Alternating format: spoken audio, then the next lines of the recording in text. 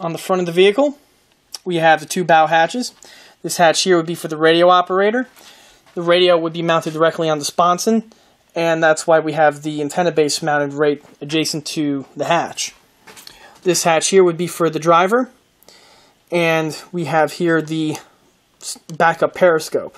This periscope here would help the driver see past the hatch hinge and get this field of vision over here. On the M10, as well as most USAFV, the periscopes have brush guards added.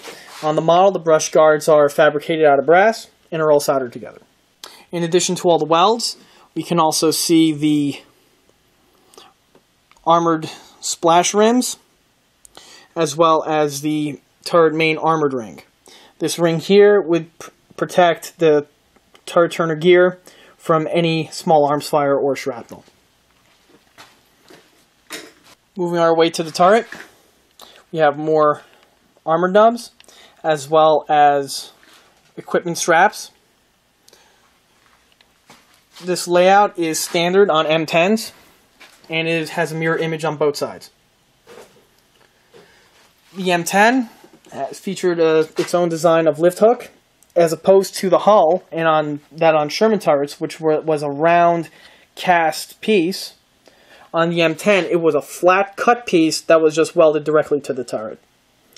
The M10 had 3 lift hooks, 2 on each side of the turret, and the third, which is interesting enough, is mounted on the interior rear portion here. Moving our way to the turret's front, we have here the main gun barrel. The original kit was designed and it came with a turned wooden barrel. However, this barrel here was fabricated out of PVC and is machined with a taper. The mantlet itself actually is the kit original, however, has been reworked and reshaped to match that of the actual piece. This here is an armored cap for the tank's gunner scope and would flip up like that in combat, so the gunner's periscope in there has a vision and can sight properly. The mantlet also has, like most standard USAFV, 2 lift hooks on the mantlet so that it can be serviced when necessary. On the inside of the mantlet here, the turret actually has been reworked very much since the kit original. The kit original is missing the rotor drum, which is mounted on the front portion of the turret. This was added to the model via fabricated out of PVC and has been fused into the turret's bodywork. You can see here the part of the drum, and this is the position that the mantlet actually rolls in. Moving our way to the rear of the turret, again we have the 2 counterweights. If we notice that they are not symmetrical, the port and starboard counterweight differ in the locker design. On the one side is one continuous shelf that has a hollow cavity, while on the other side it is divided into 2 separate cubbies. The counterweights themselves are actually the kit originals and have been reworked. They have been filled in with resin and then had their cubby sculpted. They also have their added cast texture, which we could see here in the light. This small little bracket over here that welds the 2 pieces together is actually fitted to keep the antenna from getting stuck into this little channel that we have here. While working on the turret, to rework these, you have to remove the entire rear wall here. That position was cut off, and a new rear wall segment were fabricated out of 1/4-inch thick plywood, which was then reinforced with fiberglass resin, making it waterproof and into a plastic. Another interesting feature that is only found on the late version of the M10 is this hole here that is machined into the rear armor portion of the turret. All late M10s have this feature. For what its purpose is, I really don't know. The turret here has these tarpaulin hardpoints mounted. These equipment here is designed to mount the canvas tarpaulin that would cover the roof of the vehicle. Moving into the tank's interior, we will start with the turret. As we can see, the tank's ammunition racks are fully stacked. If you notice, there's 3 types of shells. The shells are resin. They're available on eastcoastarmory.com and replicate the 3 types of ammunition commonly found on M10 tank destroyers. This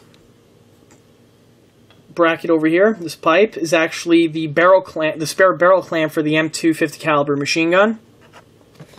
Over here we have the shelf, and this shelf would be used to store equipment, but more importantly would hold the magazines for the either M1 carbine or M1A1 Thompson submachine guns. I've even seen in many pictures the actual carbine or the Thompson would mount to these 2 straps over here via the sling.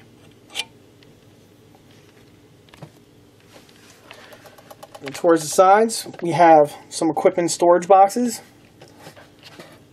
On the inside, you have some more racks and equipment hardpoints. This is actually where the tarpaulin would be rolled up and strapped to the side of the turret. On the reverse side of the turret, we again have the 2 storage boxes.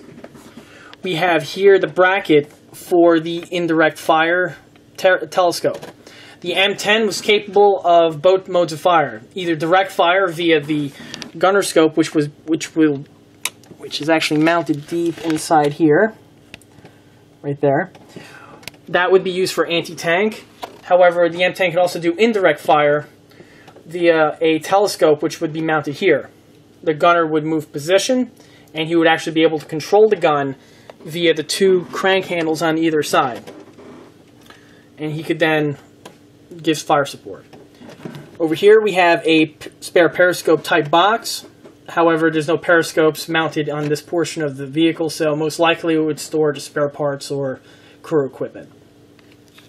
Moving our way to the gun. The gun that the M10 used was the 3-inch 76mm main gun. It was somewhat effective in dealing with German armor. However, once the later production German tanks like the Panther and the Tiger started becoming more common, this gun became more and more inadequate, which is why the M10 was then replaced by the M36 Jackson. However, the gun itself is a complete resin kit offered by eastcoastarmory.com. It has a full drop-down breech, the safety bar, the spring loaded just like the real vehicle. This over here is the travel lock. The gun would then go up and mount to a bracket that's mounted to the top portion of the turret roof and would lock in there. As I mentioned before, there is a crank handle right here. On this side, it would be for the indirect fire mode. On the reverse side, it would be for the direct fire mode. On the crank handle itself, we see a small handle. On that handle, there's a button. That button is actually the trigger, and that's how you fire the main gun. On the reverse side, this here is the safety bar travel lock. It would secure the travel bar like so when traveling. Over here, this bar here is actually the elevation rod. When you turn the crank handle, it would spin this portion here, and thus causing the gun to go up and down. This piece is hinged and does move with the gun. We already discussed the tank scope. And on this side here, we have the tank's transverse crank wheel. The M10 was manually transversed and was not electrically driven in the production units. A electrical device was in the prototype phase, but was never really adopted. To turn the turret, you would frantically turn this either left or right to rotate the turret. On the back portion here, we see 2 locks. These locks here are travel locks that would keep the turret from transversing while in the travel state. To turn the turret in combat, you would turn these little levers and it would unlock this block on the inside, which would then free the gear for the turret to turn. All around the turret, you see 3 stools. These cramp stools here is where the tank's crew would stay. You would have the commander, the gunner, and the loader. The gunner would be in this position here, the loader would be here, and the commander would be right here. These stools would be for transit use only. When the tank was in combat, these stools would be retracted in the upward position. The stools on the real vehicle were spring-loaded with a snap that we see here on the model. There's that knob with the spring. You would pull on the knob, it would unlock the seat, and you would then be able to retract it. Moving our way into the interior of the model, we can see the tank's support bulkheads as well as the fully loaded ammunition magazines. The ammunition are mounted to racks which are built into the sponson. The fighting compartment interior floor has diamond plating and has many access panels. A frequent question that I see on the internet among modelers is what color to paint the M10 interior. The M10, the M36, and even the M18 have the same format. The interior itself is flat white. The interior walls are flat white.